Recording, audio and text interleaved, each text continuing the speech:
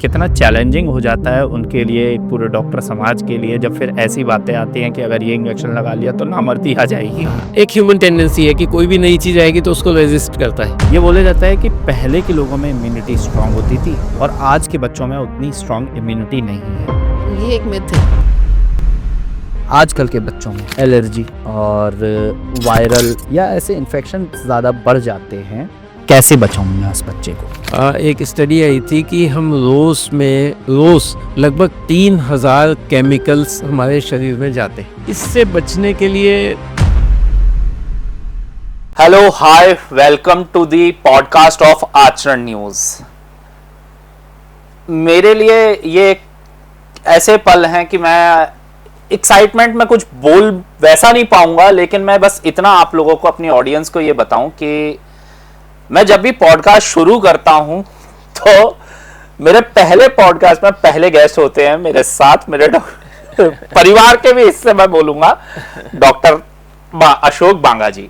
और उससे ज्यादा खुशी की बात यह है कि पिछली बार जब मेरा इनके साथ पॉडकास्ट हुआ था ये अकेले थे, आज मैम, उनकी धर्मपत्नी डॉक्टर उषा बांगा हमारे साथ हैं। कुछ उन सीरियस इश्यूज पर बात करेंगे जो एक आमजन पेरेंट कभी नहीं चाहता कि अपनी लाइफ में हम वो फेस करें। उनके बच्चों की तबीयत खराब होना, उनकी बीमारी, बट नए नए पेरेंट बनते हैं, नॉलेज नहीं होती है, एक्सपीरियंस नहीं होता है, तो उस पर कुछ डाउट्स, क्योंकि यू बोथ आर पीडियाट्रिशियन और आपसे बेटर कौन जानता है, आपने अपना पूरा जीवन इसी चीज में बिताया है, बच्चों को ही हैंडल करने में बिताया है। आज के पॉडकास्ट में हम मैडम से भी और आपसे भी, दोनों से कुछ बातें, कैसे अपने बच्चे को अच्छा रखें, स्वस्थ रखें। जैसे हमारे माँ बाप, वो एक टफ जनरेशन, आप लोगों को टफ जनरेशन बोला जाता है, जिनको खांसी जुकाम भी देखने को नहीं मिलता, और आजकल बच्चा पैदा होता है, बच्चे को टाइफाइड पीलिया नॉर्मली होने लगता है। उस पर पूरी बात करेंगे। तो सर, सबसे पहले सबसे छोटा बेसिक सवाल उसमें बात करेंगे कि आजकल में जो नवजात बच्चे हैं उनको कैसे स्वस्थ रखा जाए, या वो इतने बीमार पड़ क्यों रहे हैं सर? तो पहले मैं मैम से जानना चाहूंगा।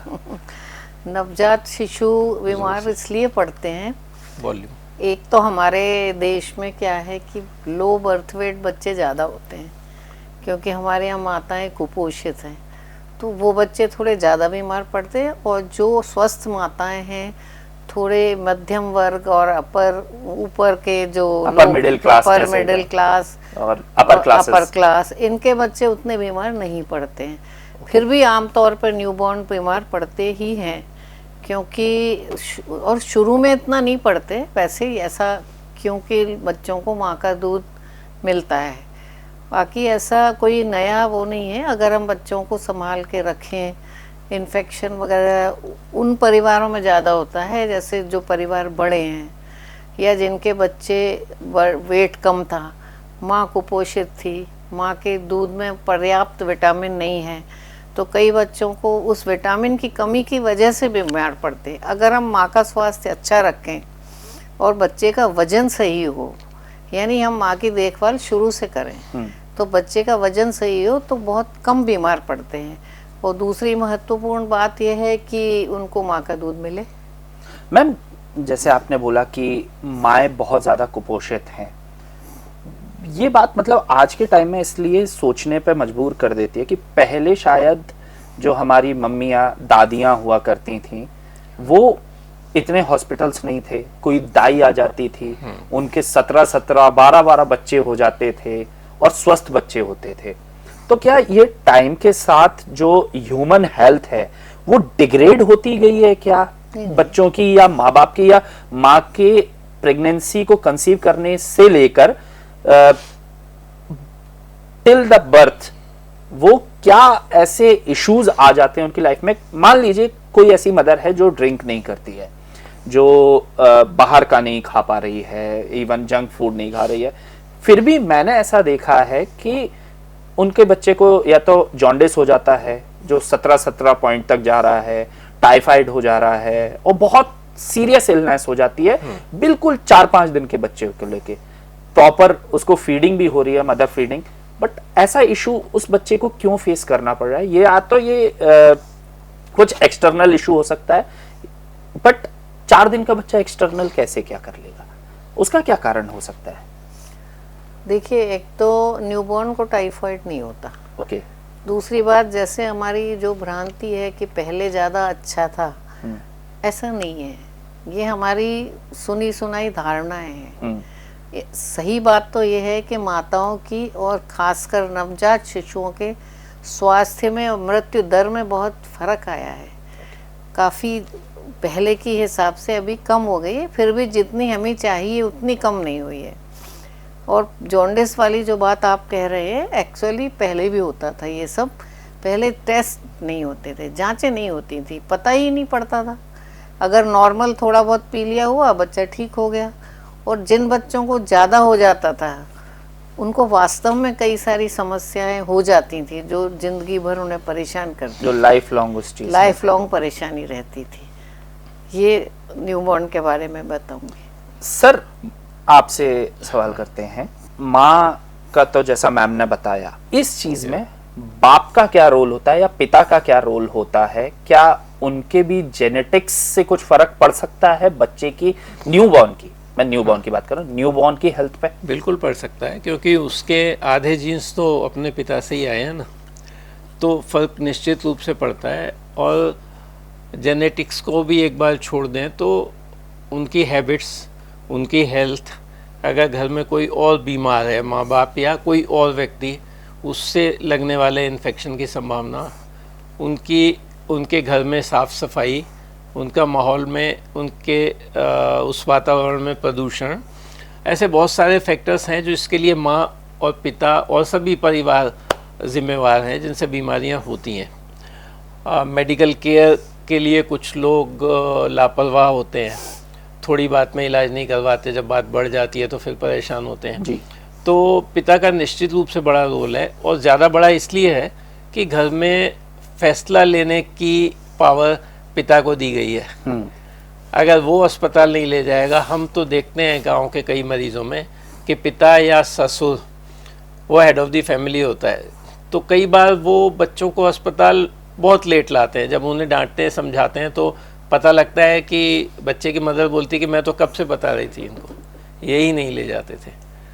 तो इस तरह से फर्क पड़, निश्चित रूप से फर्क तो पड़ता है। बच्चों के लिए, मतलब ये कह सकते हैं कि बच्चों के लिए जो पैट्रियार्कल सोसाइटी की सोच है, इसको थोड़ा सा डिग्रेड करना बहुत जरूरी है। क्योंकि एक अच्छी जनरेशन को अगर आपको आगे चल के बनाना है, तो आपको पैट्रियार्कल जो सोच है कि मेरा बच्चा है वो तो स्वस्थ ही होगा, मेरा बच्चा ऐसा नहीं हो सकता, इस सोच को नीचे गिराना बहुत जरूरी है। और मिल के फैसला करना चाहिए। उसमें उसको एक आदमी सुप्रीम है, दूसरा नहीं है, ऐसा नहीं जी। बच्चे के लिए दोनों माँ बाप बराबर से जिम्मेवार हैं और दोनों के बराबर कंसर्न होने चाहिए। सेकंड क्वेश्चन पे आते हैं सर। ये कहा जाता है, मतलब मुझे पता नहीं है कि ये मिथ है या रियलिटी है, कि शुरू के 6 महीने बच्चे के लिए बहुत क्रिटिकल होते हैं। हाँ। उस टाइम पे खास देखभाल जरूरी है। हाँ। लेकिन जो हमने अभी डिस्कस किया, जैसे जॉन्डिस वाला इशू हो गया, या सॉरी मैं टाइफाइड बोल रहा था, वो डायरिया, मैं उस चीज को बोलना चाहा, डायरिया हो गया, ये इश्यूज इन्हीं 6 महीने में ज्यादा देखने को मिल जाते हैं।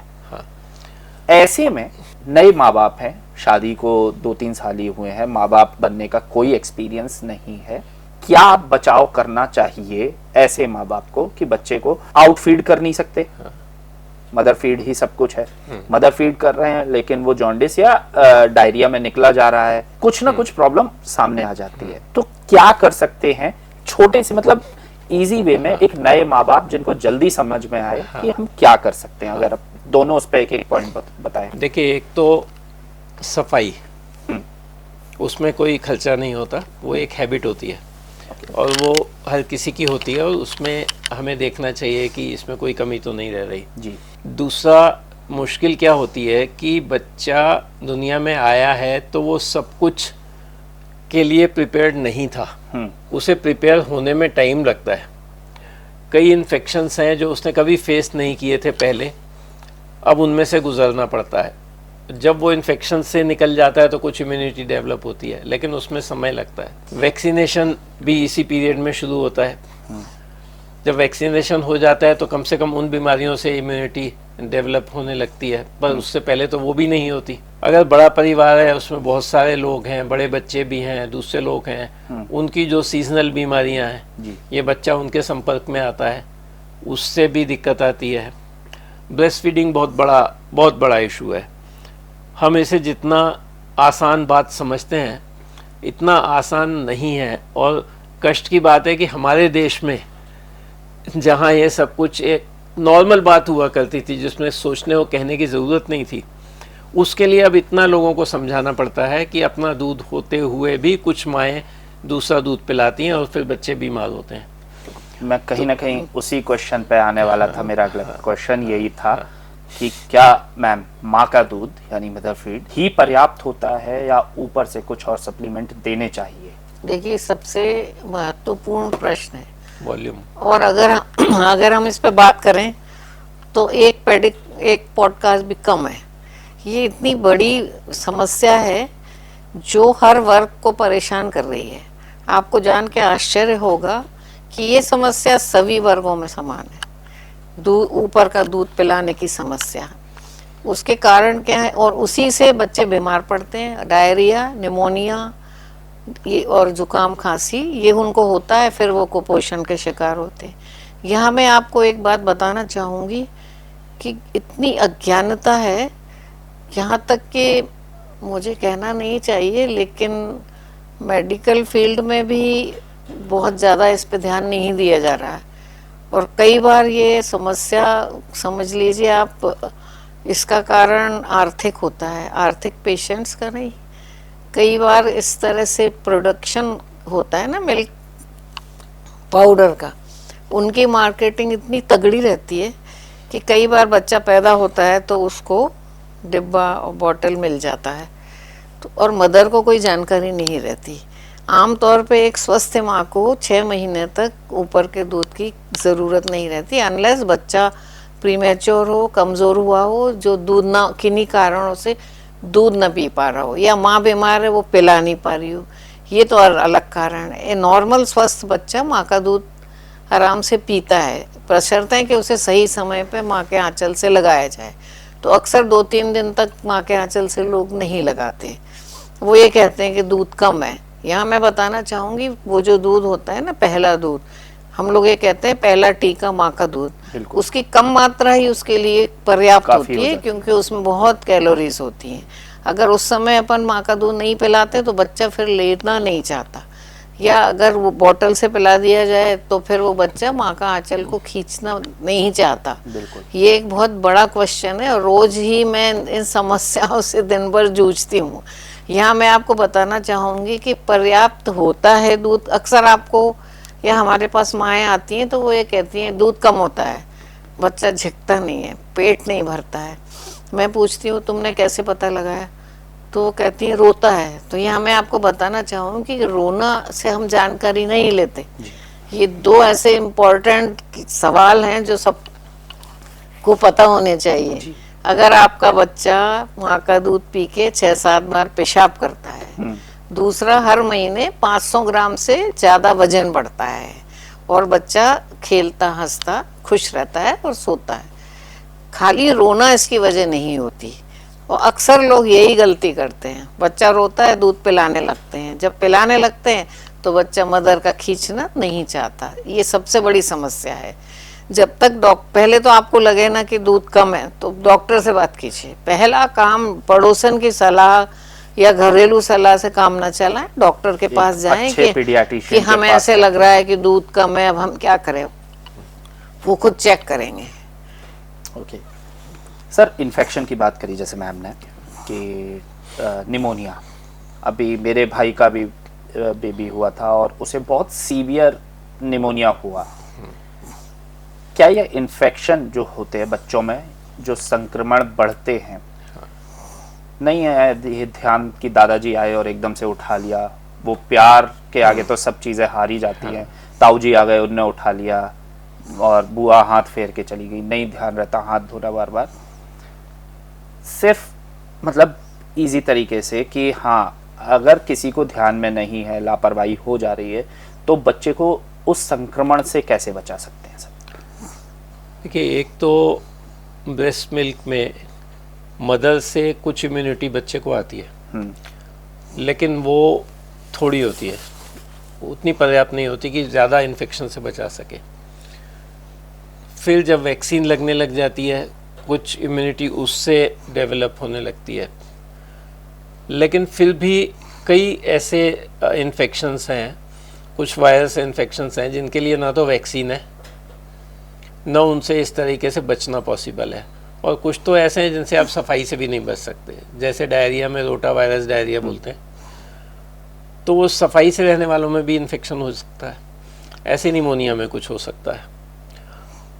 पर हाँ, जो हम कर सकते हैं हमें उस पर फोकस करना चाहिए, जो हम नहीं कर सकते वो तो नहीं कर सकते। एक अभी आपने शायद पढ़ा हो, एक RSV वैक्सीन डेवलप हुई है, हमारे यहाँ अभी नहीं मिल रही, मिलेगी भविष्य में। वो मदर को लगाई जाती है उसके 3rd ट्राइमेस्टर में, तो बच्चे को उस वायरस से बाद में इम्यूनिटी होती है जिससे निमोनिया बनता था।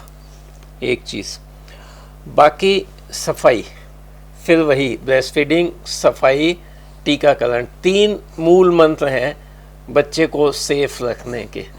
तो अगर दादाजी आए, उन्होंने उठा लिया, पर उससे पहले आपको एक नज़र रखनी पड़ेगी कि ये छींकते हुए, खांसते हुए, या ऐसा लग रहा है कि कोई बीमार है, तो किसी बहाने से या उनको बता करके कि उनसे थोड़ा सा दूर से वो प्यार करें। ये काम बहुत टफ है, लेकिन बस बोलना पड़ेगा, क्योंकि फिर हाँ, इस हिंदुस्तान में तो सोच वही, अच्छा हाँ, हमें सिखा रहे हो बच्चे पालना। हाँ, तो वो कारण है। और निमोनिया और डायरिया 2 बड़े कारण हैं जी बच्चों की डेथ के शुरू में। और उसमें भी देखिए, जीवन का पहला हफ्ता सबसे ज़्यादा डेथ्स होती है न्यूबॉर्न की।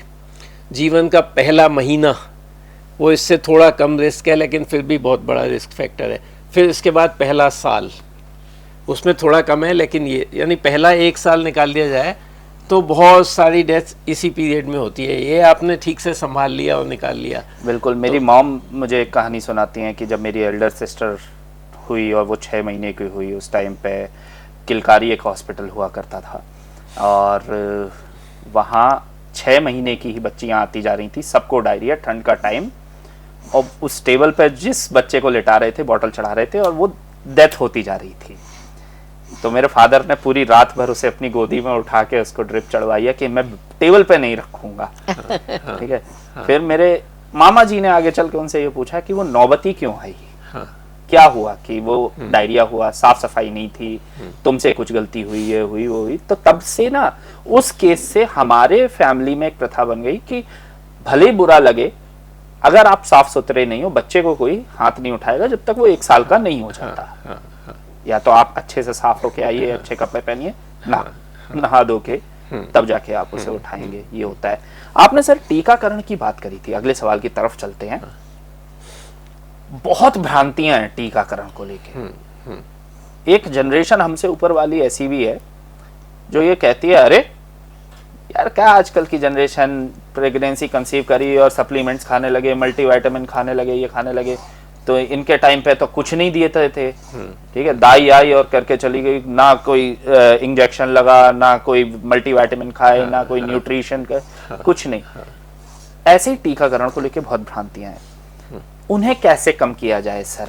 या तो लोगों को डराया जाए कि ये हो जाएगा, वो हो जाएगा, जो सही नहीं है। तो उसके लिए कैसे लोगों को जागरूक बनाया जाए, क्योंकि पढ़ा लिखा समाज आज बढ़ रहा है। इसलिए इसका हल है जानकारी। डराना तो इसका हल नहीं है, कोई इसका लेजिस्लेशन भी इसका हल नहीं है। हालांकि कुछ देशों ने सारा टीकाकरण कंपलसरी किया हुआ है कि अगर आप अपने बच्चे को या वाइफ को ज़रूरत है और टीका नहीं लगवा रहे हो तो वो अपराध है। लेकिन हमारे देश में डेमोक्रेसी में ऐसा कर पाना भी मुश्किल है, और वहाँ भी कुछ लोग हैं जो इसके बावजूद धर्म के नाम पर या किसी नाम पर छूट लेते रहते हैं। इसीलिए आपने पढ़ा होगा अमेरिका में मीजल्स का आउटब्रेक हुआ। बिल्कुल। क्योंकि कुछ लोगों ने टीके नहीं लगवाए, बिल्कुल, धर्म के नाम पर छूट ले ली, नहीं लगवाए। लेकिन जब आउटब्रेक हुआ तो फिर वो सारे धार्मिकता भी धुल गई थी, सारे सफर किए। बिल्कुल। तो मदर को टीका लगाने वाली जो बात है, तो एक टिटनस का टीका सब जानते हैं कि लगाना चाहिए प्रेगनेंसी में। अब उसकी जगह एक टी डैप करके आता है, उसमें टिटेनस, डिप्थीरिया और हुपिंग कफ वो कंबाइंड होता है, एक वो लगाना चाहिए सिंपल टिटेनस की जगह। उससे बच्चे को थोड़ी इम्यूनिटी मिलती है। तो शुरू के दिनों में जब तक बच्चे का खुद का टीकाकरण नहीं हो जाता चालू, तब तक के लिए उसे थोड़ा सपोर्ट मिलता है हुपिंग कफ से खास करके, एक वो लगाना चाहिए। दूसरा वो RSV जो मैंने बताया वो तो अब जब आएगा तब देखेंगे। बच्चों का टीकाकरण तो हमें उनको समझाना है कि ये एक लाइफ टाइम सेफ्टी मेजर है।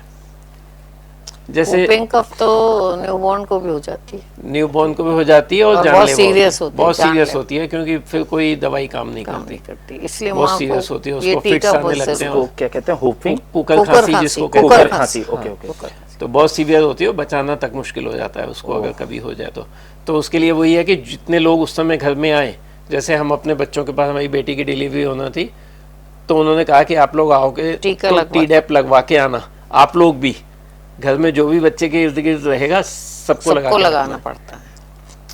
मैम आपसे एक सवाल है, मतलब अगर हम लिस्ट को साइड में रखें, as a female, as a lady, जब आप अपने कुछ केसेस ऐसे देखती हैं जो बहुत ही सिली लापरवाही वाले आते हैं, तो आप उनको क्या समझाते हैं, क्या मैसेज देते हैं? और एक आपकी राय इसमें लेना चाहूंगा, जैसे अभी हमने ये देखा हमारी जनरेशन ने, जब हम 8th 9th तक पढ़े हैं, गर्ल्स में पीरियड्स नाम पहले एक टैबू माना जाता था कि इसे परिवार में भी नहीं लिया जाता था कि इस लड़की के पीरियड्स चालू हो गए हैं, वो एक शर्मिंदगी वाली ऐसी चीज। बट आज के टाइम में पीरियड्स को लेके जागरूकता जागी और लोगों को ये चीज नॉर्मल लगी कि हाँ ये बहुत नॉर्मल इशू है, लड़की के लिए तकलीफ वाली है, तो इसे टैबू ना माना जाए। वो एक माइंडसेट अब चेंज हुआ और जो धीरे धीरे और हो रहा है। हाँ। जब आप ऐसे सिली केसेस देखते हैं, माँ बाप तो सब बनते हैं अपनी जिंदगी में, ठीक है, क्या आपको ऐसा लगता है कि इस चीज की पढ़ाई या इस चीज की नॉलेज स्कूल लेवल में आके, एक एडल्टहुड में आके दे देनी चाहिए? मेंस्ट्रुएशन के बारे में, मेंस्ट्रुएशन के बारे में कि प्रेगनेंसी जब आप कंसीव कर लेते हो फिर आपको क्या क्या नहीं करना चाहिए या क्या क्या कुछ ठोस कदम उठाने चाहिए उस चीज की स्ट्रॉन्ग जनरेशन आगे चल के बना नहीं। जैसा सर ने बताया कि यूएस में बहुत सख्त कानून है, ठीक है, बट हमारे यहाँ नहीं है उस हिसाब से कानून बच्चे को लेकर। तो क्या आपको ऐसा लगता है कि आप क्या मैसेज देना चाहते हैं अपनी तरफ से? आजकल हमारी एकेडमी, हमारी एडोलेसेंट हेल्थ एकेडमी, हमारा एक चैप्टर है इंडियन एकेडमी ऑफ पीडियाट्रिक्स का, जी हमारा जो संगठन है, जी, उनको वो लोग इस फील्ड में काम करते हैं और हम लोग स्कूलों में सेक्स एजुकेशन और ये एडोलेसेंट प्रॉब्लम्स, मेंस्ट्रुअल प्रॉब्लम्स, बहुत सारी जो प्रॉब्लम्स होती हैं, मान लो मुहासे होते हैं, इन सब पे जाके हम लोग क्लासेस लेते हैं, हम लेक्चर लेते हैं। बहुत बढ़िया प्रोग्राम है हमारा, उसी में मेंस्ट्रुएशन के बारे में भी बताते हैं और यहाँ तक कि मानसिक समस्याओं के बारे में, क्योंकि युवावस्था में एडोलेसेंट जो होते हैं उनमें स्ट्रेस बहुत होता है पढ़ाई का, कई बार सुसाइड रेट बढ़ रहे हैं, तो इन सब पे हम लोग काफी काम कर रहे हैं। हम लोग स्कूल में जा के पढ़ाते हैं, उनको बताते हैं, सब लड़की लड़कों की सबकी क्लासेस होती हैं। बट डोंट यू थिंक कि ऐसा हो जाना चाहिए कि अब ये रेगुलर सिलेबस में आ जाना चाहिए? ह्यूमन हेल्थ जब आप पढ़ा रहे हो, बच्चे की 6th क्लास से शुरू हो जाती है, सेल्स के बारे में पढ़ाते हैं और बायोलॉजी का जैसा जैसा चैप्टर्स पढ़ते, बट सबसे ऊपर है ह्यूमन हेल्थ, मेरी अपनी खुद की हेल्थ, उसे मैं कैसे अच्छा रखूं। वजह इसके कि जब वो हो जाए, और हम जो बोला जाता है prevention is better than cure, ठीक है, मैं सॉरी किसी प्रोफेशन पे वो नहीं कर रहा हूं, बट ये है कि हाँ जब हो जाता है तब डॉक्टर के पास जाते हैं। डोंट यू थिंक कि शुरू से ही ऐसा होना चाहिए कि थोड़ा थोड़ा करके नॉलेज कि आपको लाइफ कैसे जीनी है? जैसे आपने बुक लिखी how to be a good parent, अच्छे माँ बाप कैसे बने, वो बुक दिमाग में उतर चुकी है कि हाँ क्या प्रिकॉशंस लेने, क्या नहीं करना, क्या करना है उस हिसाब से। तो क्या ऐसी बुक्स या ऐसी थीसिस को पाठ्यक्रम में जो नॉर्मल सिलेबस है उसमें शुरू हो जाना चाहिए? होना चाहिए, बिल्कुल होना चाहिए। खासकर वैक्सीनेशन की बात पे फिर से आऊं जी, तो स्कूल में बच्चा जाता है तब तक उसको काफ़ी सारे वैक्सीन लग चुके होते हैं और वो कितना समझता है, लेकिन जानता है कि वैक्सीन होती है, मुझे लगाए थे, इंजेक्शन लगाया था, हर महीने मैं जाता था, मुझे लगाते थे। कई बच्चे बहुत समझदार हैं, बहुत इंटेलिजेंट हैं, उनको कौन कौन सी बीमारी का कौन कौन सा टीका लगा है माँ बाप से पहले वो बताते हैं। ये बहुत अच्छी बात है। और इससे आप देखिए हमारे सामने कितने उदाहरण हैं। पोलियो, हमने अपने समय में कमला आजा हॉस्पिटल में एक पूरा वार्ड था जिसमें पोलियो पैरालिसिस के 30, 35, 40 बच्चे एट ए टाइम रहते थे। उनमें से 20-25% तो बचते नहीं थे, जो बचते थे उनको वो क्रिपल हो जाते थे। उनमें से ज़्यादातर उनके ऊपर कितने रिसोर्सेज लगते थे और कोई जीवन भर के लिए इसलिए वो लंगड़ा हो गया या कुछ हो गया कि उनके माँ बाप ने इतना ध्यान नहीं दिया कि पोलियो ड्रॉप्स पिलाई जाए। और अब वो वैक्सीन आने के बाद में अब आप देखिए आपको कहीं सुनने को नहीं मिलेगा। दुनिया में 2 देश 3 देश हैं जहाँ 3, 4, 5 केस साल में निकल रहे हैं, अदरवाइज वो ख़त्म हो गई सिर्फ प्रयत्न से, सिर्फ वैक्सीनेशन से। तो वो डूएबल है, कोई चीज़ें की जा सकती हैं और ये जानना चाहिए, बताना चाहिए, बार बार बताना चाहिए, हर एज पे बताना चाहिए, बिल्कुल पाठ्यक्रम में आना चाहिए। बिल्कुल ठीक कहते हैं आप। और जब कोई वीरोलॉजिस्ट एक इम्यूनिटी को आपके बूस्ट करने के लिए या किसी भी चीज़ के लिए एक वैक्सीन बना रहा है तो वो रिसर्च करके बना रहा है, बट कितना चैलेंजिंग हो जाता है उनके लिए, एक पूरे डॉक्टर समाज के लिए, जब फिर ऐसी बातें आती हैं कि अगर ये इंजेक्शन लगा लिया तो नामर्दी आ जाएगी। तो आप लोगों के लिए तो काफ़ी सिली होता होगा, लेकिन कुछ लोगों के लिए ये रेगुलर है कि हाँ ऐसा हो जाता है। तब आप ऐसे लोगों के लिए क्या सोचते हो कि इन बेवकूफ़ों को कैसे क्या हैंडल किया जाए? उनको उदाहरण देके समझाते हैं कि देखो आप तो बड़े हो गए, आपके बच्चे थे, उनको बचपन में पोलियो ड्रॉप्स पिलाई थी, आज उनके भी बच्चे हैं, कहीं ऐसा कुछ हुआ क्या? ये सुनी सुनाई बातों के ऊपर ये मिस इन्फॉर्मेशन हर चीज के लिए इंफॉर्मेशन से पहले उसकी एक मिस इन्फॉर्मेशन तैयार रहती है जी। अब उसके जो भी रीजंस हों, एक ह्यूमन टेंडेंसी है कि कोई भी नई चीज आएगी तो उसको रेजिस्ट करता है, विरोध करते हैं, फिर बाद में उसको स्वीकार करता है बहुत देर से। जैसे कोरोना के टाइम पे भी हमने देखा, अरे नहीं लगवाना ये वैक्सीन, वो वैक्सीन, फिर जब कंपलसरी कर दी गई कि आप कहीं घुस नहीं पाओगे, तब सबने लगवाई। तब पता चला कि हाँ बच सकते हैं इससे, कोविड से भी। और लगवाई तो हम बचे, बिल्कुल, कई लोग बचे, लेकिन अफवाह तो अफवाह है। वो ये बोलते जिसने लगवाई वो हार्ट अटैक से मर गया तो फिर उसका तो कोई अंत नहीं है। तो हाँ, हार्ट अटैक से वैसे भी लोग मर जाते हैं, अच्छे खासे लोग चले जाते हैं। हाँ ठीक है सर, आगे चलते हैं। अब बात करते हैं कि इम्यूनिटी की क्या, जो मेरा ये क्वेश्चन है, मुझे लगता है कि वो मिथ है, उसे आप बस्ट करेंगे या आप एग्री करेंगे। ये बोला जाता है कि पहले के लोगों में इम्यूनिटी स्ट्रांग होती थी और आज के बच्चों में उतनी स्ट्रांग इम्यूनिटी नहीं है, तो ऐसा क्यों सर? ऐसा मैम, ये एक मिथ है कि पहले में ज्यादा अच्छी थी और अब में कम है। पहले वाले लोगों का डील डोल अच्छा होता था और वो मतलब नहीं। काम करते रहते थे, दिखते रहते थे, बड़ी बड़ी एजों में भी काम कर रहे हैं, तो ऐसा फिर वो बिलीव बन जाता है कि ऐसा सच है। नहीं, उसमें क्या होता है, सर्वाइवल ऑफ फिटेस्ट होता है एक जी। उन सब में जैसे कई बच्चे होते थे, लोगों के 10-10 बच्चे, 6-6, 7-7, लेकिन बचते तो 2-3 ही थे। हाँ, जैसे मेरी दादी के केस में 17 बच्चे थे, बट बचे वो 7। तो आप बताओ 10 बच्चे मर गए। तो इसमें क्या था, ये 7 फिट थे, तो वो बच्चे आपको दिख रहे हैं। अब वो जो बचे ना, इनकी इम्यूनिटी ठीक हो सकती है ना, वो हो सकती है, लेकिन ऐसा कोई बहुत रूल नहीं है। उनकी डेथ किस वजह से हुई, या कई बार लोग कहते हैं कि देखो लेबर क्लास मजदूरों के बच्चे खेलते रहते हैं धूल मिट्टी में, उन्हें कुछ नहीं होता। ये डेली की अफवाह है। लेकिन आपको ये नहीं पता है कि उस आदमी के बच्चे कितने मर चुके हैं। जो दिख रहे हैं वो थोड़े फिट, थोड़ा उनमें इम्यूनिटी है, तब वो बचे हैं।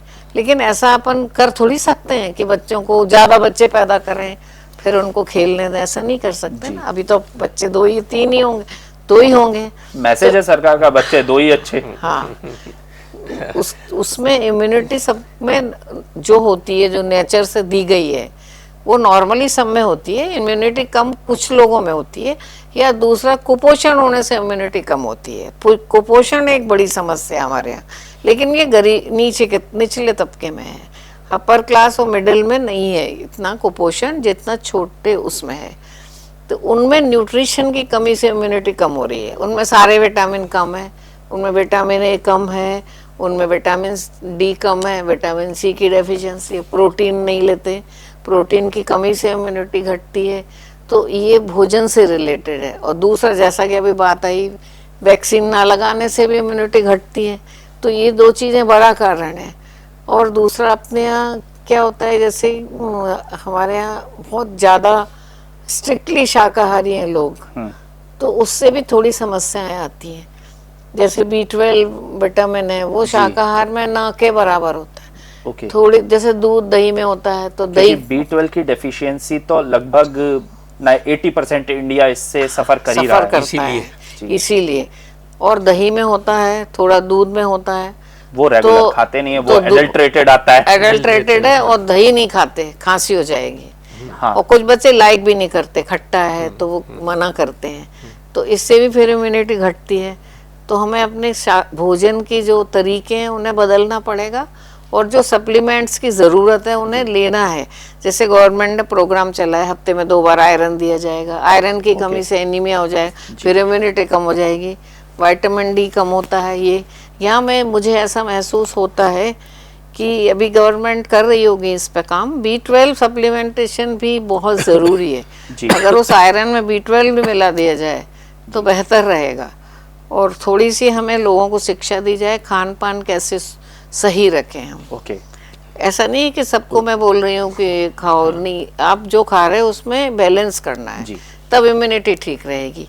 इम्यूनिटी अच्छे न्यूट्रिशन वाले बच्चे और जिनका बच्चे का जन्म पे वजन सही होता है, उनकी इम्यूनिटी ठीक होती है। कुछ ऐसी बीमारियां होती हैं जो जन्मजात इम्यूनिटी कम होती है, वो कुछ ही केसेस होते हैं। पर पहले में जो आपने पूछा कि पहले लोगों की इम्यूनिटी अच्छी होती थी, कुछ फैक्टर्स हैं, मतलब हम इस बात को काफ़ी हद तक मिथ कहेंगे लेकिन पूरी तरह नहीं। पहले सादा भोजन होता था, घर के आसपास उगने वाला, लोकल, फ्रेश, कोई रखा हुआ नहीं, कोई फ्रोज़न नहीं, कोई कोल्ड स्टोरेज वाला नहीं, ताज़ा वहीं उगता था, वहीं खाया जाता था। वो एक फैक्टर है। दूसरा, पॉल्यूशन नहीं था, वो एक बहुत बड़ा फैक्टर है जो सारी चीज़ों को आपको बीमारियां देता है, सारे सिस्टम्स को अफेक्ट करता है। मतलब हमारे खान पान में, एनवायरनमेंट में, एयर में, सब में इतने केमिकल्स आ गए हैं जो इम्यूनिटी। अब तो कार्बन कंपाउंड शायद इस स्टूडियो में भी बना हुआ है कि कुछ ना कुछ कार्बन कंपाउंड हम इनहेल तो कर ही रहे हैं। या तो जैसे प्रदूषण नहीं थी। प्रदूषण की वजह से तो माने लंग्स डैमेज होंगे, फिर निमोनिया हो जाएगा, फिर एक बार निमोनिया हो जाएगा, फिर इम्यूनिटी कम हो जाएगी। तीसरी चीज थी कि लोग बहुत मेहनती थे, बहुत मेहनत करते थे, करना पड़ती थी उस समय, तो उसकी वजह से उनकी फिजिकल फिटनेस थोड़ी साइकिल चलाना, खेतों में हल जोत के काम करना, पानी भरना, ज्यादा तेज चलना, जल्दी जल्दी जाना है, तो ये फैक्टर्स कुछ थे जिससे शायद उनकी इम्यूनिटी बेहतर रही हो। महिलाएं घर में सब काम करती थी, मतलब वो काम ही वो एक्सरसाइज होते थे, जिससे हम हमारी इम्यूनिटी को स्ट्रॉन्ग करते थे। फिटनेस। ओके। फिर सर एक टाइम ऐसा आया, मशीनी युग आ गया, जिसने इम्यूनिटी को कई लोगों के कमजोर कर दिया। जैसा मैम ने बताया, जैसा आपने बताया, इसी मशीनी युग में शायद मेरा जो अगला सवाल था वो उसमें आप जवाब दे चुके हैं, लेकिन मैं थोड़ा सा उसमें और ज़्यादा डिटेल में जानना चाहूँगा। आजकल के बच्चों में एलर्जी और वायरल या ऐसे इन्फेक्शन ज़्यादा बढ़ जाते हैं। हम पॉल्यूशन को तो चेंज कर नहीं पाएंगे, मैं छोटे बच्चे को मास्क पहना नहीं सकता, कैसे बचाऊँ मैं उस बच्चे को? देखिए, पॉल्यूशन बहुत बड़ा मुद्दा है, तो हम जानते हैं लेकिन फिर भी बहुत कम जानते हैं। एक स्टडी आई थी कि हम रोज़ लगभग 3000 केमिकल्स हमारे शरीर में जाते हैं किसी ना किसी तरीके से। आप सुबह उठ के टूथपेस्ट करने से शुरू करो जी, और पूरे दिन में आपने क्या खाया, क्या किया, सांस तो लेंगे ही ना, सड़क पे जाएंगे ही, बिल्कुल। तो वो ऐसे केमिकल्स हैं जिनको कैसे शरीर डाइजेस्ट करे, कैसे निपटाए, उसमें मैकेनिज्म बना ही नहीं है जी। तो कुछ चीज़ें हैं जो अंदर डिपॉजिट होती जाती हैं, वो आगे चल के नुकसान करती हैं, कुछ इमीडिएट नुकसान करती हैं, कुछ के नुकसान के बारे में अभी पता ही नहीं है। तो ये चीज़ें एलर्जीज भी कर रही हैं, इम्यूनिटी लो भी कर रही हैं, कुछ तो सीधे सीधे बीमारियां ही कर रही हैं। इससे बचने के लिए वही है कि आप अपने अपने पर्यावरण को कैसे सुधार सकते हैं। पेड़ लगाइए, धूल मिट्टी से थोड़ी कम उड़े। मैं एक छोटा सा उदाहरण दूंगा। यूएस में हमने देखा कि वहाँ आपको खुली मिट्टी नहीं मिलेगी सड़क किनारे या कहीं भी, कोई मैदान कहीं भी नहीं, मिट्टी धूल नहीं दिखने धूल नहीं है जी। धूल नहीं होने से ही इतनी चीज़ कन्वीनियंट हो जाती है। उन्होंने क्या किया, सब जगह घास उगा दी। ओके, घास उगा दी, थोड़ी सी पानी देने की व्यवस्था कर दी, वो घास रहती है, मिट्टी नहीं उड़ती। सारी आपको सड़क पे कारें चमचमाती हुई मिलेंगी, सारे घर साफ सुथरे मिलेंगे, सारे पेड़ पौधों पे धूल नहीं मिलेगी। तो सोचो कि हमारे अंदर भी नहीं जा रही। ऑब्वियसली। तो छोटा सा इनोवेशन है, किया जा सकता है। पेड़ के नीचे जहाँ कच्चा भी होता है वहाँ भी लकड़ी के कतरन काट के डाल देते हैं, मिट्टी ना उड़े। ओके, तो इस तरह से छोटे छोटे कदम हम उठा सकते हैं, जिनसे हम कम से कम अपने आसपास तो सफाई रखें। और सफाई और न रखने की हमारी आदत हिंदुस्तानियों में, और सफाई न रखने की आदत है। जब प्राइम मिनिस्टर को खुद आके ये आपसे अनुग्रह करना पड़ता है कि स्वच्छता अभियान चलाइए, स्वच्छ रहिए, उसमें भी फिर एमपी में एक शहर है जो पिछले 8 साल से स्वच्छ बना हुआ है, ठीक है, और एमपी के इतने सारे शहर होने के बावजूद वो पूरी तरीके से साफ नहीं हो पा रहे। शौचालय बनाने के लिए पैसे दे रहे हैं, हाँ, उसके बाद भी वो शौचालय बना के गोदाम बना देते हैं। बिल्कुल, गोदाम बना देते हैं और ओपन डिगैफिक होता रहता है। तो ये सब हमें ही नुकसान पहुंचा रहा है। एलर्जी में मैं एक बात और जोड़ना चाहूंगी जी। उसमें 2-3 चीजों पे ध्यान देना चाहिए। एक तो घर में जैसे पेट्स हैं जी, अगर पेट है आपके तो देखो आप उससे तो नहीं उसको हो रही परेशानी।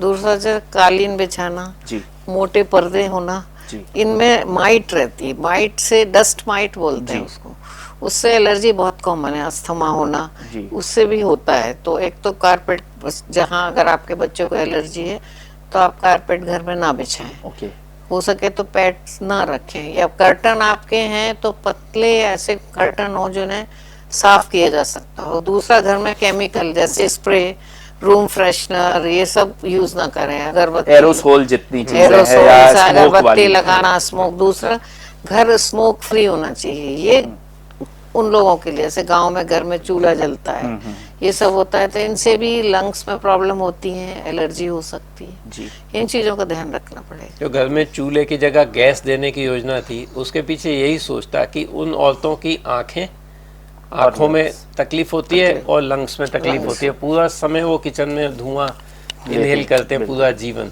और पता चलता नहीं है कि आप किस टाइप की लकड़ी जला रहे हो, कि वो फायर फ्रेंडली है, इको फ्रेंडली है, कि जिसको जो ईंधन के रूप में लकड़ी मिल गई वो वाली लकड़ी जला लेते, फर्नीचर वाली जिसमें पेंट होता है, उसकी फ्यूम्स आती हैं आपके अंदर जाती हैं। बिल्कुल। इवन जो घर में आपने पेंट करवाए हुए हैं वो भी देखना चाहिए। लेड वाले पेंट्स हैं हमारे यहाँ जितने मिलते हैं, ऑलमोस्ट सब में बहुत लेड होता है। दीवारों पे जो डिस्टेम्पर होता है, कलर्स होते हैं, सब में लेड होता है। बच्चा दीवार से वो खोद के खा रहा है, चाट रहा है, तो उसको लेड टॉक्सिसिटी हो रही है। ये चीजें हैं जिनको हम सिर्फ ध्यान भर दें तो हम बदल सकते हैं। एक बच्चा पैदा हुआ और शुरू में बीमार होता है, फिर अच्छा खासा चलता है जब तक वो अपनी एडोलेसेंस एज तक नहीं पहुंच जाता। एडोलेसेंस एज पे पहुंचने के बाद वो फ्रीक्वेंट बीमार होने लगता है। जैसा मैम ने बोला एलर्जी पे भी मैं इसमें थोड़ा सा पॉइंट ऐड कर दूं कि मेरी डॉक्टर राहुल अग्रवाल से बात हुई थी एंड ही सेड कि एलर्जी कोई बीमारी नहीं है, एलर्जी ये है कि हाइपर इम्यूनिटी है आपकी इम्यूनिटी बहुत ज्यादा हाइपर है उस कंटेंट को लेके जो आपकी बॉडी को झेल ही नहीं पा रही। अगर धूल चली गई तो आप एकदम खांसने बैठ जाओगे, छींकने बैठ जाओगे, वो हाइपर इम्यूनिटी है, वो वीक इम्यूनिटी नहीं है। एक बच्चा बार बार बीमार हो रहा है, ठीक है, अब उसके माँ बाप अपने जॉब में लगे हुए हैं और उस ऐसे छोटे बच्चे जो बार बार बीमार हो रहे हैं, स्कूल जा रहे हैं, नहीं जा पा रहे हैं, टफ हो रही है उनकी लाइफ, पढ़ाई, जिसकी वजह से उनकी मेंटल पीस भी खत्म होता जा रहा है। ऐसे बच्चों के लिए इजी वे में क्या चैलेंजेस को हम फेस कर, मतलब कैसे इनके इश्यूज को रिजॉल्व कर सकते हैं कि हाँ इनको जल्दी जल्दी ठीक किया जाए या इनकी तब जाके इम्यूनिटी स्ट्रांग कर सके अपन। इसके लिए आसान तरीके आप दोनों से अगर। पहली चीज न्यूट्रिशन जी, बैलेंस फूड होना चाहिए, बच्चे को सब कुछ खाने में मिले प्रॉपर। उसमें आजकल बहुत गड़बड़ हो रही है, बाहर का खाना, पार्टियों में जाना, होटल में जाना, वो सब कुछ जो खाते हैं जंक फूड खाते हैं, हाइपर कैलोरीज खाते हैं। और कुछ लोग बड़े गर्व से बताते हैं, आज ही का एक केस है, एक गांव का 10 साल का बच्चा, उसके पिता ने बताया कि इसने अपने दोस्त से शर्त लगाई थी, उस शादी में इसने 100 पानी पूरी खाई। 10 साल का बच्चा 100 पानी पूरी खाई, वो बड़े गर्व से बता रहे थे। मैंने उनको कहा कि अब इसको, उस दिन कुछ नहीं हुआ, लेकिन कभी ऐसी गलती मत करना, क्योंकि 100 का पानी एडल्ट नहीं खा सकता, उसमें कितना कुछ नमक, हो जाए। कितने मसाले, कितना टार्ट्रिक एसिड, कितना अंदर जाता है, ये क्या हो रहा है। तो नहीं उसमें बिल्कुल कोई नहीं। ऐसी पहली चीज चीज हो उसी समय बंदा बेहोश हो तो जाए। जैसे कुछ कोक पी लेते हैं, बहुत पी लेते हैं, बिल्कुल। उसमें इतना ज्यादा कैफीन होता है कि ब्रेन को हाइपर स्टिमुलेट करके कुछ भी हो उससे सकता है। डेथ हो सकती है। होता है, शुगर होती है, शुगर बहुत है। नुकसान पहुंचाती है, और रोज रोज रोज रोज करते इवन हो तो- चॉकलेट बहुत ज्यादा उसकी क्वांटिटी है, उस पे ह्यूमिड है। ओके, तो पहली चीज न्यूट्रिशन, दूसरी चीज सफाई, जहाँ जितना पॉसिबल है अपने घर में, अपने स्कूल में। अब घर में तो लोग कर लेते हैं, घर के बाहर कचरा डाल देते हैं, वो बाहर का भी तो कभी ना कभी अंदर आएगा। अंदर आ ही रहा है ना। स्कूल में क्लास में अगर क्लासरूम गंदा है, वो साफ करना बच्चों की जिम्मेवारी नहीं है, टीचर की जिम्मेवारी नहीं है। क्या स्कूल का जो एक स्वीपर करता है बिल्कुल। उसी की जिम्मेवारी है? बिल्कुल। अगर नहीं है, हम चूंकि वहाँ बैठते हैं 6 घंटे, तो हमारी भी तो जिम्मेवारी है। ऑब्वियसली जब हम ऑफिस आते हैं तो हम थोड़ा सा अपनी टेबल साफ खुद ही कर लेते हैं। हाँ। भले ही जैनिटर कर पाया हो नहीं कर पाया हो, तो हम खुद ही कपड़ा वपड़ा लगा देते हैं। तो ये चीज, ये जैसे जापान में करते हैं, बच्चे मिलके अपने स्कूल को साफ करते हैं, टॉयलेट भी साफ करते हैं, उनमें वो एक कल्चर डेवलप होता है कि उन्हें ही करना है, सारा एनवायरनमेंट साफ रखना है। ये दूसरा बड़ा चीज। तीसरा, वैक्सीनेशन अगर वो पूरा नहीं है, जैसे टाइफाइड का आपने शुरू में नाम लिया था, बड़े बच्चों में, एडल्ट्स में इतना टाइफाइड होता है, उसका वैक्सीन होने के बाद भी, लेकिन वो वैक्सीन लोग नहीं लगाते। बिल्कुल। तो जहाँ पॉसिबल है वो करना। एक और इशू है इम्पोर्टेंट, एक्सीडेंट प्रिवेंशन, जिसको हम भूल जाते हैं। वो क्या है सर? एक्सीडेंट, बच्चों की ऐसे सिली एक्सीडेंट्स में जान जाती है। बच्चा, घर में पानी की टंकी बनी थी, बच्चा उसमें गिर गया, घर वालों ने देखा नहीं और डूब गया। मैं अपने परिचित को जानता हूँ जो लेके आया, बहुत दुख होता मेरे है। सामने भी ऐसा हुआ था। अभी की न्यूज थी 4-5 दिन पहले, बच्चा तेल की कढ़ाई में, घर में कुछ फंक्शन था, तेल बिल्कुल, की कढ़ाई में गिर गया। कितना सिली एक्सीडेंट है। मैं तो क्यों होना चाहिए ऐसी बातें? मैं तो आपसे रिक्वेस्ट करूंगी कि एक पॉडकास्ट केवल एक्सीडेंट प्रिवेंशन बिल्कुल मैम, बिल्कुल पे बनाइए, बहुत जरूरी है। वी नीड द कंटेंट और पॉडकास्ट तो फिर ऐसी चीज है कि बिल्कुल। बिल्कुल होना चाहिए। मतलब I wish it should be कि डन। अब बालकनी में बच्चा खड़ा हुआ है, कोई देख नहीं रहा, छोटी सी उसकी दीवार है, उसने उसमें जाली में पैर रखा और कूद गया। गिर गया। गिर गया। तो ऐसी इतनी घटनाएं होती मतलब हैं, इसको चूंकि हम तो- डॉक्टर हैं तो हमारे पास लेके भागे दौड़े आते हैं और हम कुछ नहीं कर सर पाते। आपने इतना मतलब गहरा इशू इस पॉडकास्ट में बता दिया है जिसकी तरफ किसी का ध्यान ही नहीं ध्यान नहीं जाता। लोग इसको दुर्घटना या घटना तो बोल देते हैं, हम न्यूज वाले इसको वही दुर्घटना घटना या आकस्मिक कोई घटना बोल देते हैं, बट ये आकस्मिक नहीं है, ये कहीं ना कहीं हमारे द्वारा गलती है। की जिम्मेदारी गई की गई। घटना है। टॉयलेट में रखा हुआ एसिड साफ करने वाला बच्चा पी लेता है या गिरा लेता है। दिवाली के दिनों जब घर में पुताई उताई होती है थिनर तो पी के थिनर आते पी हैं। के बच्चे आते हैं, इतना सीवियर निमोनिया होता है उनको बिल्कुल। कि बहुत कष्ट पाते हैं। तो ऐसी ये बहुत ही अवॉइडेबल चीजें हैं।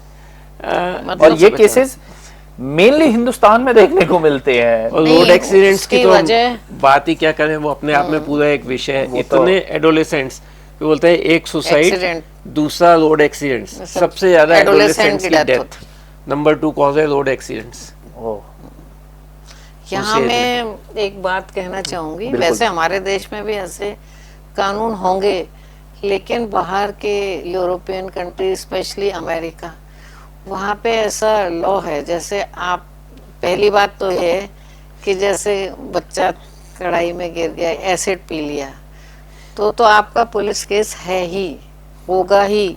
और अगर ऐसी घटना 2-3 बार हो गई आपके घर में तो आपसे बच्चा लेके फोस्टर केयर में डाल दिया जाए। अभी रिसेंट में एक और केस आया भी था। तीसरा मैं एक और बात बताऊंगी आपको, जैसे आपका पड़ोसी का बच्चा कहीं ऐसी खतरनाक स्थिति में चल रहा था, मान लो बाउंड्री पे चल रहा था, छत की बाउंड्री पे, आपने देखा है ना, और आपने कंप्लेंट नहीं की और बच्चा गिर गया, तो आप पे भी एक्शन होगा कि आप देख रहे थे तो आपने रिपोर्ट क्यों नहीं किया। जिम्मेदार नागरिक बनने ये आपकी जिम्मेदारी, मतलब आप भी, पुलिस आपको भी क्वेश्चन करेगी। ये स्ट्रिक्ट कानून अगर यहाँ होते तो हिंदुस्तान आज इसलिए कहाँ होता। उनको करना पड़ता है ऐसा। बिल्कुल, क्योंकि जैसा आपने केस बताया, ऐसे ही अभी रिसेंट में एक केस, बहुत ही हीनियस केस सामने आया था।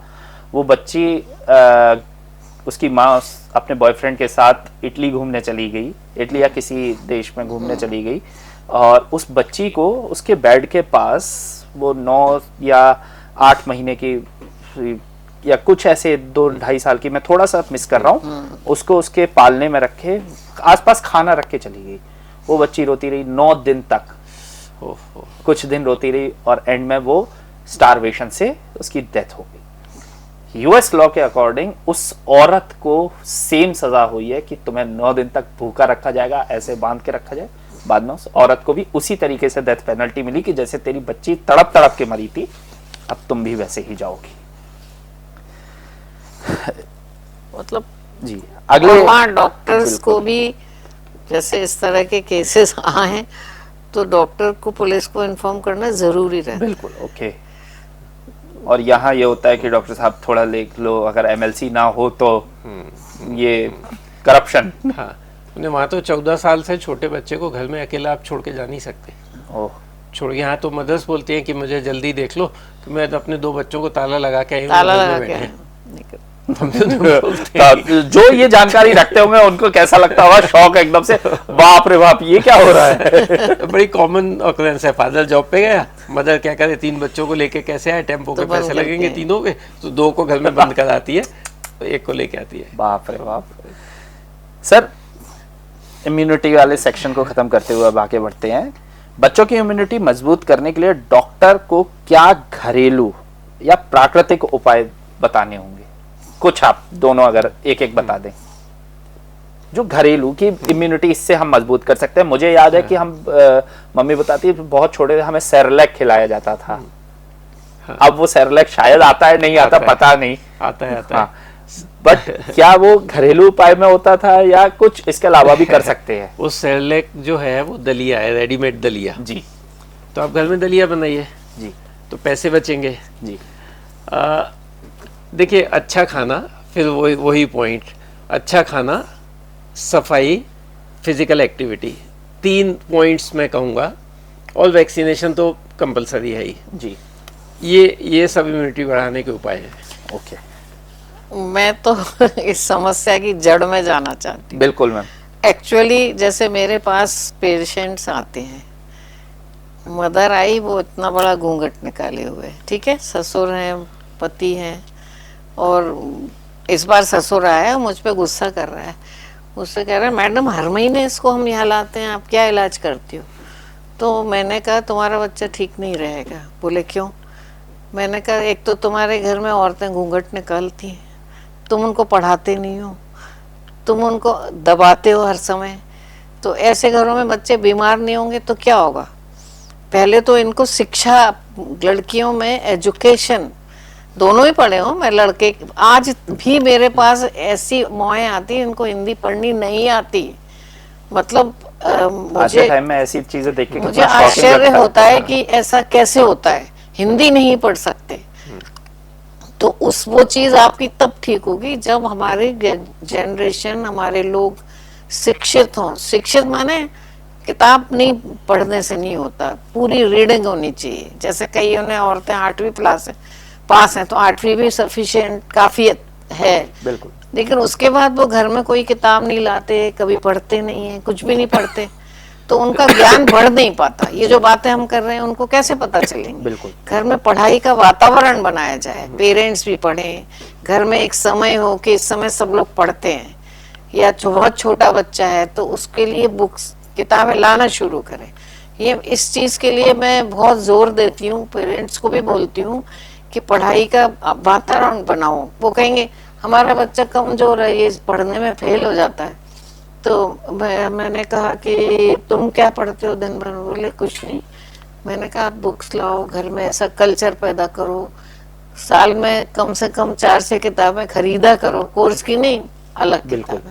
आप खुद पढ़ोगे तो बच्चा अपने आप वही, इसीलिए गवर्नमेंट बोलते है पढ़ेगा इंडिया तो बढ़ेगा इंडिया।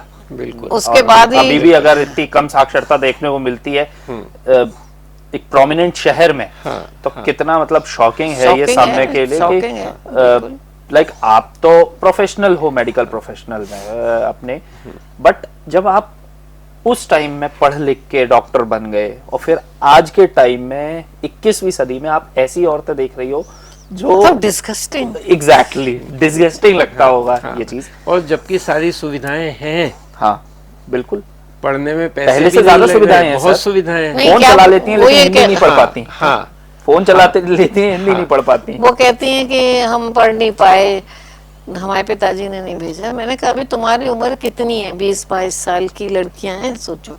मैंने कहा अभी तुम्हारी कोई उम्र है? उस उम्र पर तो हमने डॉक्टरी पढ़ी थी। और आजकल पढ़ने की अगर तुम्हारी इच्छा है तो तुम्हें कोई रोक नहीं सकता। इंटरनेट से लोग पीएचडी कर सकते हैं। आप उनमें वो इच्छा ही नहीं है, वो फेल्ट नीड नहीं है, किसी चीज को सीखने की इच्छा नहीं है, क्योंकि घर में माहौल नहीं है। माहौल नहीं है। इस चीज को बदलने से सबकी इम्यूनिटी ठीक होगी, बीमारियां कम होंगे, स्वास्थ्य अच्छा होगा। ये है उसकी रूट कॉज। ओके, आगे बढ़ते हैं मैम। 6 घंटे का स्कूल, 24 घंटे का पूरा दिन, रात में सोने जाने से पहले। इस 6 घंटे के स्कूल के बाद एक बच्चे को कितने घंटे जरूरी है खेलना कूदना, एक्सरसाइज करना या आउटडोर एक्टिविटी करना, खुद को एक मजबूत इंसान बनाने के लिए? आपने इसमें कोचिंग नहीं जोड़ा। हाँ, 6 घंटे का स्कूल, 3 घंटे की कोचिंग कम से कम। अब मुझे आश्चर्य होता है, हमने तो कभी कोचिंग नहीं की, हमारे समय में नहीं था ये कंसेप्ट। आज तो 12th का बच्चा पहले नीट के लिए बैठ जाता है। आश्चर्य होता है, अरे पहली क्लास से कोचिंग। बिल्कुल। मैं कोचिंग उनसे नहीं तो पूछता हूँ ट्यूशन टीचर। बिल्कुल। कि स्कूल में क्या पढ़ाते हैं और कोचिंग में क्या पढ़ाते हैं, वही स्कूल में पढ़ाते हैं, वही कोचिंग में पढ़ाते हैं। आप स्कूल की भी फीस देते हो, कोचिंग की भी फीस देते हो, और उस फीस से ज्यादा आप कितना समय देते हो बच्चे को मतलब कितना? पहली क्लास का बच्चा स्कूल से लौट के घर आया, आपने जल्दी से खाना खिलाया और कोचिंग में भेज दिया। कितना अत्याचार है, कितना। शायद यही मेंटल प्रेशर था सर कि कल ही मैंने एक न्यूज़ पढ़ी थी, उसमें अपने ही ग्वालियर में नीट की आंसर शीट चेक करा था बच्चा, उसके कम मार्क्स आए and he shot himself with the revolver, licence revolver of his dad. He shot himself. मतलब ये बच्चा आगे चल के क्या कर सकता था, क्या बन सकता था, कितना काम कर सकता था, अगर नीट नहीं तो किसी और फील्ड में ही तो। इसीलिए शायद फील्ड भी बटी हुई है। बट कितने प्रेशर में रहा होगा वो बच्चा कि बिल्कुल उसने शॉट किया। और बहुत ज्यादा प्रेशर, और माँ बाप भी बनाते हैं। सैनिक स्कूल में एडमिशन के लिए उसके एक लिए आते थे, तो इट इज हॉरिबल। 12 घंटे की कोचिंग थी। सुबह उठ के उसे 5 बजे 6 बजे उसको भेज देते थे कोचिंग में। रात को देर से आता था, सुबह उठता था तो रोता था कि नींद पूरी नहीं हो रही मेरी। लेकिन फिर 12 घंटे की कोचिंग, वहां पे पढ़ाना, फिजिकल एक्टिविटी और पता नहीं क्या क्या। तो खाना भी फाइनली वही वो खिलाते साइकोलॉजिकल प्रॉब्लम्स होने लगी। हेडेक रहता है, वो रहता है, घबराहट होती है। जबकि उसको फिजिकली कुछ नहीं निकला, कुछ नहीं था। जब पूरी हिस्ट्री तो समझ में आया कि ये प्रेशर, साइकोलॉजिकल, ये प्रेशर, ये हम अति कर रहे हैं। शायद दुनिया में कहीं नहीं होता होगा। कहते हैं माँ बाप गलत नहीं होते, लेकिन कहीं ना कहीं हाँ। इस जगह तो गलती कर बैठते हैं। हाँ, हाँ। दुनिया के कंपटीशन में खुद को झोंक दिया है। अच्छा, और कई बच्चे जैसी मासूम चीज को हमने हाँ। मतलब आग के दरिया में फेंक दिया है कि हाँ ये वो है जो हमें सेटिस्फाई कर सकता है। तो अगर हमारे स्कूल में ही ठीक से पढ़ा दिया जाए पूरा, तो फिर दोबारा वही सब पढ़ाने की जरूरत क्या है। बिल्कुल। फिर वो जो टाइम बचेगा तो बच्चा कुछ खेल सकेगा। अभी जब भी उनसे बोलो कि फिजिकल एक्टिविटी करवाया करो, कोई खेलने भेजा करो, तो वो हमसे सवाल पूछते हैं कि कब भेजें, बच्चे को सुलाना भी तो है। तो बहुत बड़ा सवाल है। फिजिकल एक्टिविटी होनी चाहिए, पॉसिबल हो तो 1 घंटे की अच्छी फिजिकल एक्टिविटी, कम से कम 1 घंटा, जैसा आपने अच्छी बोला कि कम से कम physical 1 घंटा जिसमें वो पसीने से तर हो जाए। हाँ। जी। अभी एक बहुत बड़ी स्टडी आई है जिसमें उन्होंने कहा है, हालांकि पहले ये कहते थे ना डॉक्टर लोग कि चश्मा इससे नहीं लगता या पढ़ाई से नहीं होता। अभी एक बहुत बड़ी लार्ज स्टडी आई है कि जो बच्चे बाहर नहीं जाते जैसे ओपन ग्राउंड में, जी उनको चश्मा ज्यादा लगता है, तो वो रिकमेंड करते हैं कि ग्राउंड में 1-1.5 घंटा दूर देखने का ऐसी जगह जाए, हर समय अंदर ना रहे। तो उसके लिए रिकमेंडेशंस हैं, ये ऐसा करना है। तो मतलब आई ये का जो डिस- मायोपिक विजन जो हाँ। है हमारा, कि जो दूर देख सकते हैं, हाँ। इसके लिए भी फिजिकल उसकी जरूरत है। एक्टिविटी की बहुत ज्यादा जरूरत आई तो डिस्टेंट विजन और नियर विजन दोनों के लिए बनी है। बिल्कुल। आप एक कंपोनेंट को यूज ही नहीं कर वो रहे। यूज नहीं हो पाते या आप देखिए, आप ऑब्वियसली इनएक्टिव हो जाते हैं। हम कैमरे में अगर कैमरे को बहुत दिन तक आंखों में जूम वो- इन नहीं करते हैं, हाँ। वैसे ही स्टिल रखते हैं, तो उसका वो जूम इन करने का लेंस अटकने लगता है, फिर उसमें ग्रीस डालते हैं या कुछ अच्छा। लुब्रिकेंट डालते हैं, तो मतलब ये तो आईज ही है, सेम ही तरीका है Same ही दोनों का तरीका है, बिल्कुल। कंसेप्ट। और आप देखिए, अगर आप 6 घंटे 8 घंटे ऑफिस में बैठे हैं, उसके बाद आप जब आप बाहर निकलते हो, ड्राइव करते हैं, शुरू में आपको दूर का कुछ धुंधला धुंधला सा दिखता है, आपको लगता है कि क्लैरिटी नहीं है, बिल्कुल शायद मेरा चश्मा खराब हो गया, लेकिन चश्मा नहीं खराब हो गया, हमारी आंख यूज टू नहीं है। हम 8 घंटे वही नियर विजन पे फोकस थे, जी दूसरी मसल्स को हमने काम ही नहीं दिया। बिल्कुल। या कई यहाँ पढ़ाई में एक और ऐसे तो इसका विषय इसी से संबंधित है कि हाँ, मेरे बहुत सारे घरों में इंग्लिश स्कूल में पढ़ाने का बहुत क्रेज है और हिंदी स्कूल बहुत कम है, कम है। सरकारी के अलावा हिंदी मीडियम नहीं के होते। स्कूल प्राइवेट है तो वो में इंग्लिश ही नहीं। होता है। इंग्लिश ही है। तो कई लोग आते हैं, कहते हैं ये पढ़ नहीं, पहले तो अच्छा पढ़ता था, अब नहीं पढ़ पा रहा है। तो मैं पहला सवाल पूछती हूँ कि कौन से मीडियम में जाता है, तो बोलते हैं इंग्लिश मीडियम में। तो मैंने कहा आप लोग घर में बोलते हैं इंग्लिश? बोले नहीं, हमें कहाँ आती है इंग्लिश। तो बच्चा शुरू में तो रट लेता है, उसके बाद वो कोप अप नहीं कर पाता। तो कुछ बच्चों को तो मैंने सजेस्ट किया, उन्होंने बदले भी हिंदी स्कूल। मैंने कहा आप हिंदी स्कूल में पढ़ने दो इसे, इंग्लिश एक भाषा है, कभी भी सीखी जा सकती है, सारे देशों में मातृभाषा में ही पढ़ते हैं लोग, तो आप इसको ऐसे मत डालो। दूसरा सवाल ये है कि जैसे बहुत लोग हैं जो अफोर्ड भी नहीं कर सकते, वो प्राइवेट स्कूल में डालते हैं, फिर वो बच्चा कोचिंग भी जाता है। तो मैं उनसे ये पूछती हूँ, इससे तो तुम सरकारी स्कूल में डाल दो, तुम्हारे पैसे तो बचेंगे, फिर कोचिंग में भेज देना। तुम टीचर से ये पूछो कि प्राइवेट में मैंने इसीलिए डाला है कि भाई हमारा बच्चा पढ़े, अभी भी ट्यूशन पढ़नी पड़ेगी तो सरकारी में डाल के कोचिंग करा लो तो ज्यादा अच्छा रहेगा, तुम्हारे पैसे भी बचेंगे। तो यहाँ मैं कहना चाहूंगी कि अच्छे हिंदी स्कूलों की भी आवश्यकता है, बिल्कुल। जो बच्चे हिंदी मीडियम में पढ़े, जिनके घरों में इंग्लिश नहीं बोली जाती। इस पॉडकास्ट को कंक्लूड करते हैं सर। आखिरी के कुछ 1-2 सवाल हैं, उन पे चलते हैं। जैसा हमारे पॉडकास्ट में लास्ट टाइम एक डिस्कशन हुआ था, वो इस पॉडकास्ट में भी आप एक मैसेज दें। सबसे बड़ी समस्या हो गई आजकल के टाइम में, बच्चों के हाथ में मोबाइल। इस मोबाइल को कैसे दूर करें? क्योंकि अगर खुद के घर में केस देख रहा हूँ, मेरी आवाज़ बहुत ज़्यादा लाउड हो जाती है, बच्चा डर जाता है, फिर बच्चा वो खौफ खाने लग जाता है कि नहीं ये मामा तो गंदे हैं, ये फ़ोन नहीं चलाने देते। बट क्योंकि आपसे पॉडकास्ट हुआ, जानकारी मिली, मुझे पता पड़ा कि इस आदत से हम एक जनरेशन को कितना डुबा रहे हैं। आप फिर से एक बार ऑडियंस के लिए या सबके लिए कि कैसे हाथ से छुड़ाएं बच्चों के हाथ से फ़ोन? देखिए, मोबाइल का नुकसान बहुत सारे फ़ायदे हैं, बहुत सारे फ़ायदे हैं, लेकिन बहुत सारे नुकसान भी है।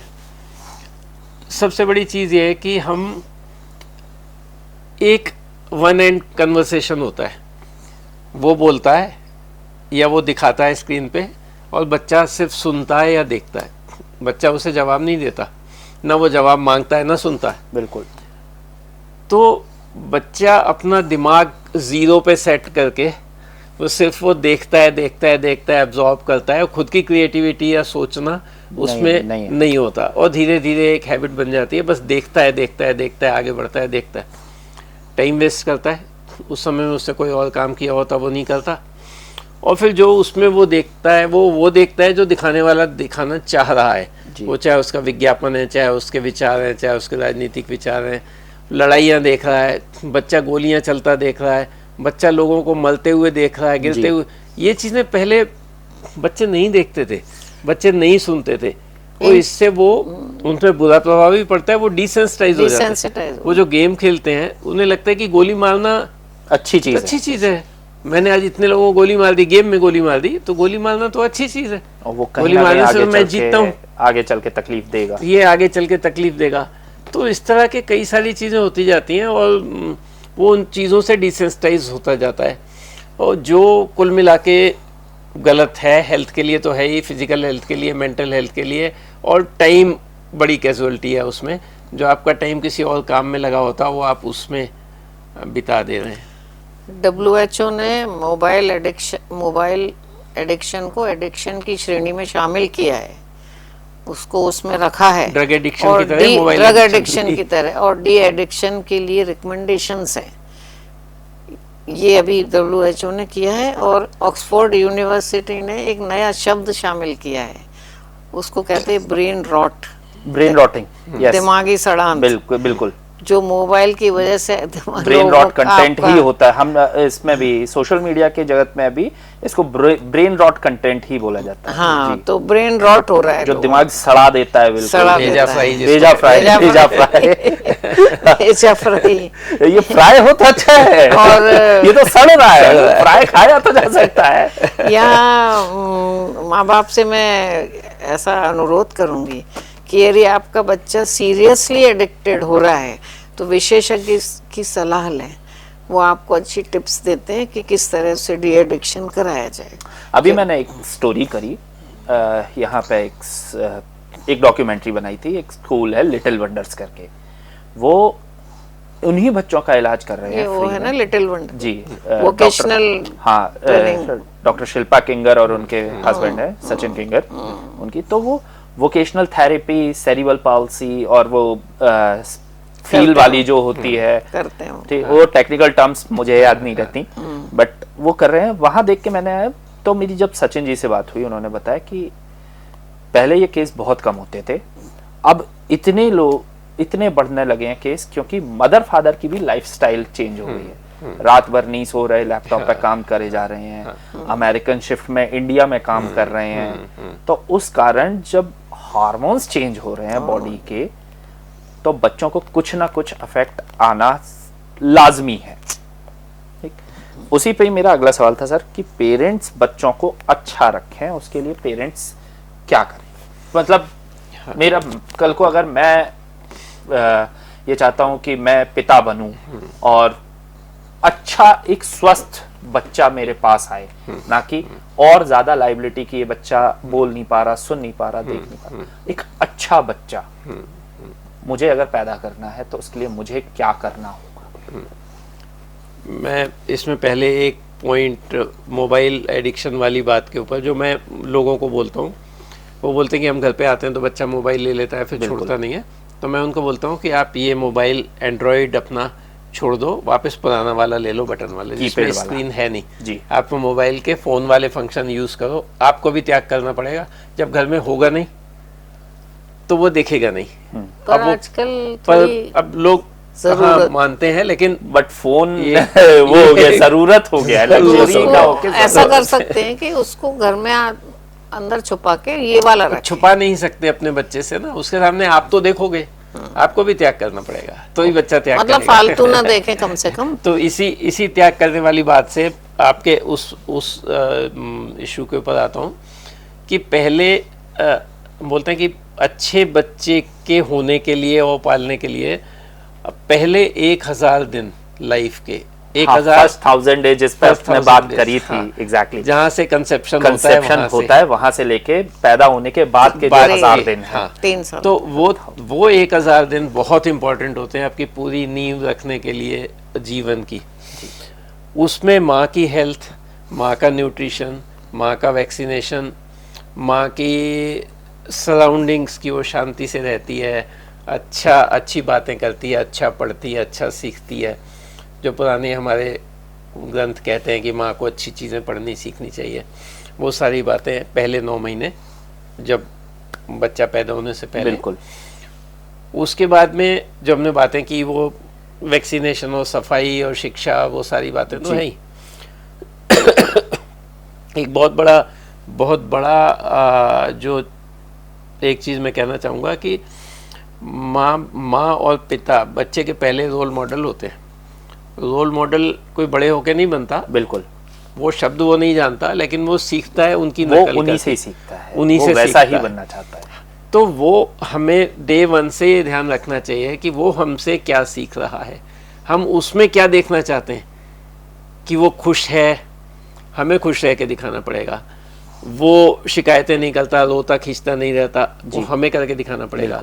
वो फिजिकल फिटनेस अच्छी हो तो हमें एक्सरसाइज करनी है उसे दिखाने के लिए। वो बाहर की चीज़ें नहीं खाता, हम नहीं खाएंगे तो वो नहीं सीखेगा। बिल्कुल। तो ये सारी चीज़ें हम पढ़ते हैं, जैसे मैंने कहा कि घर में पढ़ने का माहौल होगा जी, तो बच्चा अपने आप सीखेगा। हम लोगों ने कैसे सीखा, हमारे घर में अखबार आती थी, पड़ोसी के घर में नंदन और चंपक और पराग आती थी, बिल्कुल, वो वहाँ पढ़ के आते थे। एक छोटी सी लाइब्रेरी थी नगर निगम की, कुछ किताबें वहाँ पढ़ के आते थे, क्योंकि एक माहौल था जी। ऐसे पढ़ते पढ़ते पढ़ना सीख गए।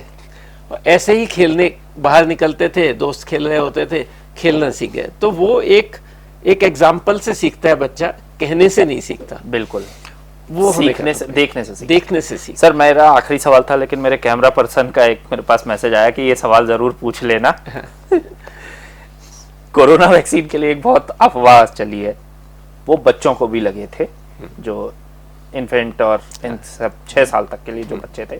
कई छोटे बच्चों को हार्ट अटैक के केस अभी रिसेंट में सामने आए हैं। क्या ये सच है कि उस वजह से बच्चों की इम्यूनिटी या हार्ट पे कुछ इफेक्ट आया है?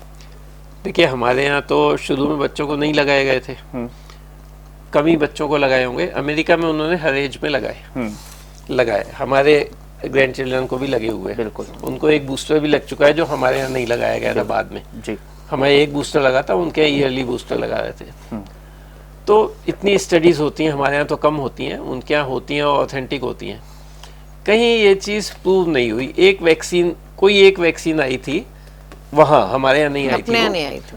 उसके साथ में कुछ हायर इंसिडेंस मिला था। आरएनए की वो तो वैक्सीन- फाइजर थी शायद, या वो कोई दूसरी थी, मुझे याद नहीं। तो वो उस वैक्सीन को फिर उन्होंने भी यूज करना कम कर दिया। कम कर दिया। बाकी इन जनरल, खासकर जो हमारे यहाँ जो वैक्सीन लगी है, इनमें ऐसा कोई स्टडीज कहीं प्रूव नहीं हुआ। ये सब भ्रांतियां हैं। ओके, आखिरी सवाल सर आज के पॉडकास्ट का, बट पॉडकास्ट खत्म नहीं हुआ, फिर से कभी बुलाऊंगा और फिर जैसा मैम ने बोला अलग अलग टॉपिक पे करेंगे। बट आज का आखिरी सवाल है या ये मैसेज है, आप दोनों की तरफ से, आपकी तरफ से माओ के लिए और आपकी तरफ से पिता के लिए 3 मैसेज जिससे भारत की आने वाली जनरेशन स्ट्रॉन्ग जनरेशन बन पाए। माँ को क्या करना चाहिए और पिता को क्या करना चाहिए?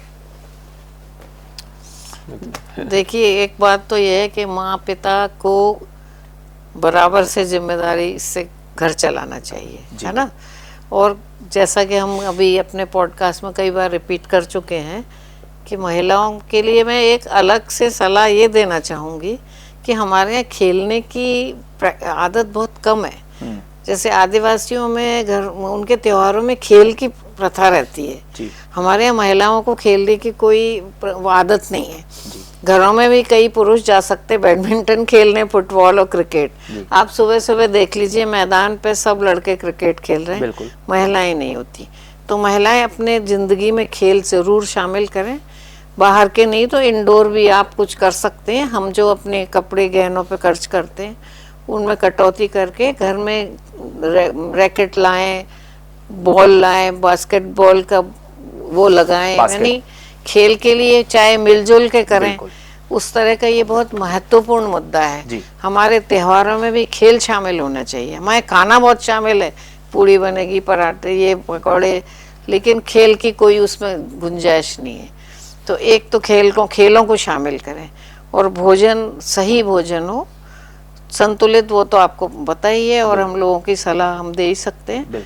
और हमारी एकेडमी की साइट है एक्चुअली पेरेंटल गाइडलाइंस